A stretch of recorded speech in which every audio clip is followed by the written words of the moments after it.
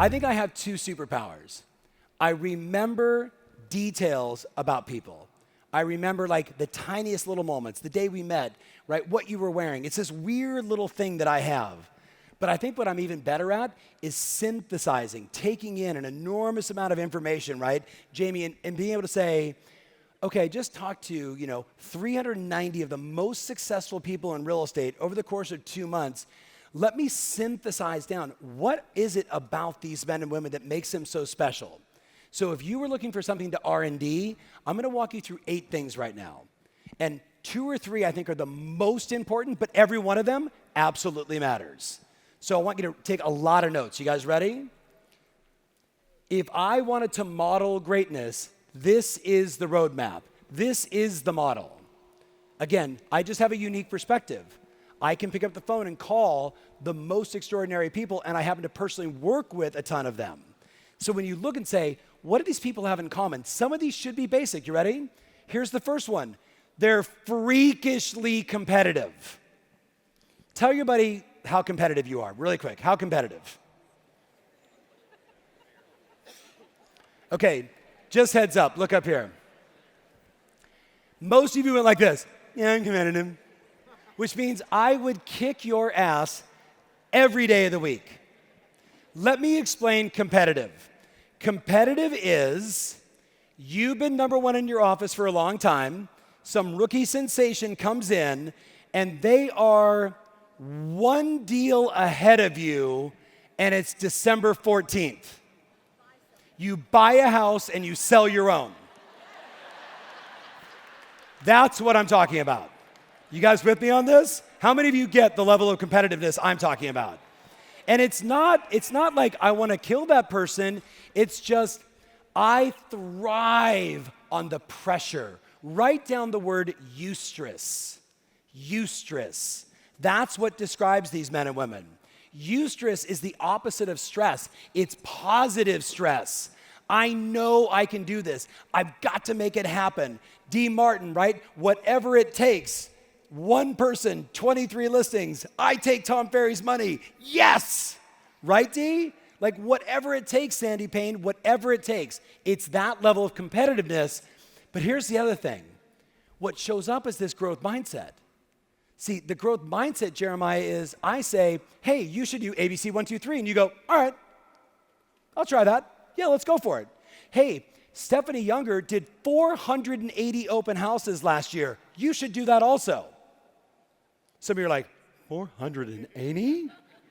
There's not even that many days in the year. Well, she has a team of 24 people, and they all did 20, and they ended up, Emma, doing 480 open houses, resulting in 19,200 new leads generated for their database at zero cost. Well, did it work? I don't know. It brought in $2 million in revenue. I mean, it's okay, right? It's not great. She made 10. You guys with me on this?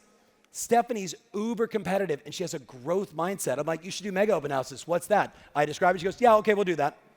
Just make them larger than life, make them giant parties, make them huge celebrations. There's parties after the open house. Yeah, I'm in for that.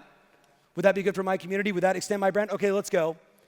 Over the next 3 days, you're gonna hear ideas. Jay, my buddy Jay, I'm gonna show you one of the greatest direct mail pieces on the planet today. Jay, will you stand up? Jay D'Alessandro, give him a giant round of applause right here. Hold back your enthusiasm, Jay. By the way, I can literally on a Tuesday text and say, hey, Jay, can you share with my other client how you're doing these seller seminars and how you went from doing direct mail to like 1,000 homes to 2,000 homes to 10,000 to now 110,000, and it only represents about 600 transactions a year, and about, I don't want to misquote the number, about 60% of those are listings sold, and they're filling seminars every single month with people that are raising their hand. Please tell us how you guys sell houses. I'd like to learn more about that. And he does it over and over, like that level of growth mindset. So you guys need to attack Jay when we take a break. Okay, look at number 2. Oh, my slides got funky. Sam, could have been my computer. This could be the most important thing. Just take a second and read that.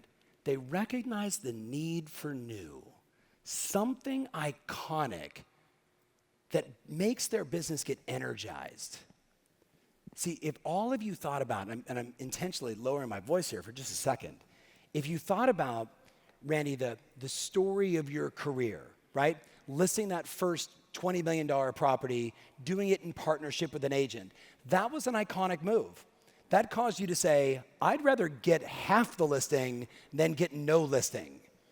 Or the other iconic move, I'm gonna do more on video, and it set you apart from everybody else in your marketplace. Every single person inside this room, look up here, guys, look up here. You get bored, yes or no? Yes or no? Yes. Right, bless you. You get to a level of success, and you're like, oh, another listing appointment. Right? You're like, hold on, pop in the CD, hello, hi, right? But guess what happens? After a while, it gets boring, and you don't want to do it anymore, and then you come to a Tom Ferry seminar, and I just drop a thought into your head, and it goes like this. And you're like, holy shit, I'm going to do that. This is going to be awesome. Yes. What's up, Duana? Do you see that photo I just posted of you and your team on Instagram? That was a badass. Like, you want to talk about team photos? You should all check out my Instagram page and see Duana's team photo. It was hot. Are any of those girls single? Because damn. The one next to her goes, me. But here's the thing. Thank you. Hold on. We're all very married here. But what Duana and her team did, she's like, I'm going to set the tone, the tempo in the market. My business, we're going to put ourselves on the map, even just with iconic branding. And all of a sudden, they're like, oh, you're with that group, that insane photo, that incredible look. There was something about it's these iconic moves. If you asked yourself, what have been the most iconic moves I've made in my business? Think about it, Jill. Like, going from little team to big team, hiring Dan was an iconic move. You with me on this? Right? You could look back over your career and you could see the moments where all of a sudden you were so energized that, Doug, you would go on that presentation again and it actually was kind of fun. That suddenly you had something new, Mike, to talk about, something that gave you energy. Does this make sense, guys? That wasn't rhetorical. Okay, I seem to be the only one that's excited about this.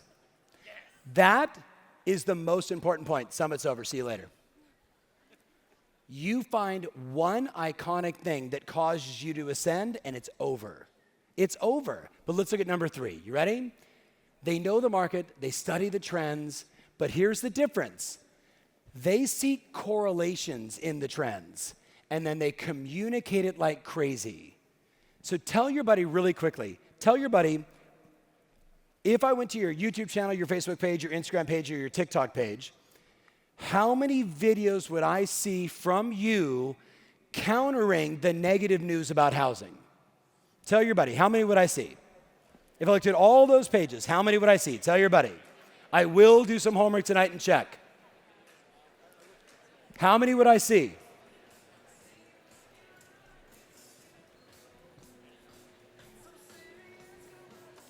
Now listen up, my friends.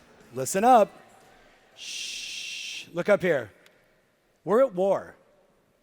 You're at war with the cycle of the news media telling everybody housing is a bad idea. You're at war with them isolating one tiny town and saying home prices are going bad. You're at war with no one's ever going to buy in Canada again forever. Like, they're putting out this mass media, these headlines that terrify people every single day. You know it and I know it. And yet, you know your local market stats so well, and you're not counteracting that. So this is, Christoph, 7 years ago when I said, why are you saving your best ammunition when you're at the kitchen table to list the house? Take your best ammunition and make that your marketing message. Cause more and more people to say, wait, that's a little bit different. I want to talk to you guys. How are you doing that? I think the move right now is 2 to 3 videos a day counteracting the negative news cycle. 2 to 3 videos a day counteracting the negative news cycle on every major platform. Same video, rinse and repeat, rinse and repeat, rinse and repeat on all the platforms. Literally, you could once an hour just go MSNBC real estate, CNN real estate, Bloomberg real estate, and there's going to be some horrific headline that says all home buyers will get COVID and die if they buy in this town. Right? Because they want the clicks. They want the clicks. But if you don't counteract it, let me give you a more advanced one. How many of you know the name Barbara Corcoran? Do you know her from her real estate company or from Shark Tank? I know her from her real estate company. That was the first time I met her, being in New York City. Barbara Corcoran put her company on the map. She was the first to create, she called it the Corcoran Report, and they became the company in Manhattan that were out publicizing this is what apartments sell for per square foot in this building, this part of town, that zip code. And all of a sudden, she owned the market because she was the one that was putting out a level of detail about the market that nobody else had done before. Here's my argument for all of you. Find 2 stats majors and 2 econ majors. 2 stats majors in a university near you, still in school, and 2 econ majors. Give them like a bag of weed and some alcohol. That's called incentive. And say, I would like you to do a 20-year study of the housing market here in our town. And I want you to tell me, Jill, all the correlations that happened in our area over the last 20 years here in our part of Houston, not the greater Houston, just our part of Houston. Tell me the companies that moved in, the companies that moved out, how the oil prices were going and how that impacted real estate. Show me all the correlations so Jill can put out the Jill Smith housing report for this part of Houston, and you'll be a legend. You with me on this? And you'd be the only person in your marketplace that would do it. That could be the iconic move that suddenly has every major news outlet going, hey, Jill, can we interview you? Hey, we want to know what's actually happening in the market. And she becomes the force of nature. Does that, for a bag of weed and some alcohol, which most of you have on you. Christoph. Sorry, from a longtime friend. Okay, let's go to the next one. This should be easy. Wait, go ahead, Lisa. I'll repeat the question.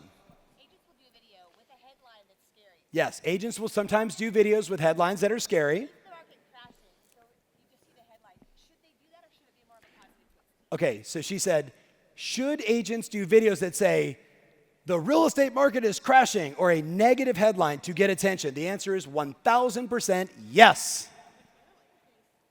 And then say, I know you probably read that a few times in the news. I'm Tom Ferry, Banana Real Estate. When we read these national headlines, it's easy to get sucked in. Let me tell you exactly what's happening in our marketplace right now. You with me on this? So you can use the sensational headline and then very quickly, it's clickbait. It's Michael Jackson's alien baby, right? Like that was an actual headline, like on one of those crazy magazines. And I'm like, Michael Jackson's alien baby, flip, flip, flip, flip, flip, flip, flip. Oh, he's thinking about adopting a child who's not a legal citizen. I'm like, oh, okay, got it. It's not like a Martian. Okay, cool. So the answer is yes. Exactly, as long as you explain it. But number 4, they all trade money for time. They all trade money for time. Let me ask you all a question. When you're driving, do you also talk on your phone? While texting on the other phone? While telling Siri something else on your other phone? See, I would even argue for many of you, driving isn't safe for you. I'm just saying. So like Timmy Smith took like one of his nephews and said, you just drive me around, we'll go on all these appointments, and you'll get like a $10 million a year education, and I can make more phone calls safely, right? Like, do you do your own laundry? Do you cut your own hair? Like it doesn't make sense to me that someone at all of our level of performance, you should only be doing things that are the highest and best. I want to be with my wife and with my kids. I want to hang out with Josh Rubin, who's clearly late. I want to do amazing things. What's up, Josh? Take your time, bro. It's just, I'll start over. Hold on. Let me go back to the beginning. My personal client and time management expert. Was your flight delayed? I'm fucking with you the whole time right now. Sorry, he's a longtime friend. But here's my point. Ready? It doesn't make sense to me that you would take your own listing photos, that you would enter your own listing in the MLS, that you would do your own transaction, that you would do anything other than prospect, go on appointments, negotiate, and do follow-up. Like, that's it. That's it. Add video in the mix. And that's it. Everything else in today's world can be outsourced to someone that's an expert at it. But Tom, I'm a control freak. I don't want to let that stuff go. And that's why you'll always have a smaller business. And I'm arguing for your greatness. Your greatness isn't working on the transaction. Your greatness is putting deals together. Your greatness is taking care of your clients. Do that at scale. That's what these people have figured out. And of course, they all belong to a community. And yes, of course, they're all clients of ours. But I think the real secret sauce to this one is community. Ask yourself, how many group text exchange are you on, Derek, right now during this conference? I bet it's a bunch, right? All these crazy video lunatics. And your video, which I was a cameo in, still is one of my all-time favorites, right? We'll probably have to show that. Like, it was a super pump-up video. But see, Derek understands that if I belong to a community of innovators and I hang out with more people, right, they're not inside my marketplace, Randy. We're all just getting better together. Does that make sense? But here's the one that you all need to pay attention to. This is the game changer. Do me a favor, just lovingly say to your buddy, you're a one-trick pony. No, say it lovingly. You're a one-trick pony. But let me explain what that means. It's not a bad thing. Is it Mia? Mia. What makes this group so extraordinary is they're brilliant marketeers utilizing the trifecta of consistent brand messaging. So every day they're putting messages out in the marketplace at scale. What's up, guys? The New York City flight has arrived. Okay, I just saw Josh too.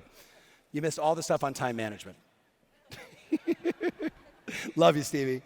But consider this, guys. Look up here. I believe a third of your business should come from people that you don't know that call you.